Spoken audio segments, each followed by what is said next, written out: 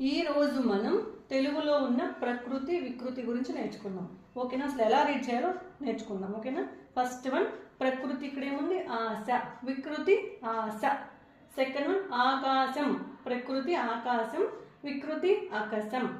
Third one ప్రకృతి ఆశ్చర్యం, వికృతి ఏమొస్తుంది అచ్చెరువు, ఆశ్చర్యం అచ్చెరువు. ఫోర్త్ వన్ ప్రకృతి ఆహారం, వికృతి ఓగిరం, ఆహారం ఓగిరం. ఫిఫ్త్ వన్ కథ కథ, ప్రకృతి ఏముంది ఇక్కడ కథ కథ. సిక్స్త్ వన్ కవిత కైత, ప్రకృతి కవిత, వికృతి కైత. సెవెంత్ వన్ ఇక్కడ ఏముంది ప్రకృతి కార్యము, వికృతి కర్జము, కార్యము కర్జము. ఎయిత్ వన్ కుల్య, ప్రకృతి కుల్య, వికృతి ఏమొస్తుంది కాలువ. నెక్స్ట్ వన్ నైన్త్ వన్ చిత్రం, ప్రకృతి ఏమొస్తుంది చిత్రం, దాని వికృతి ఏమొస్తుంది చిత్తరువు.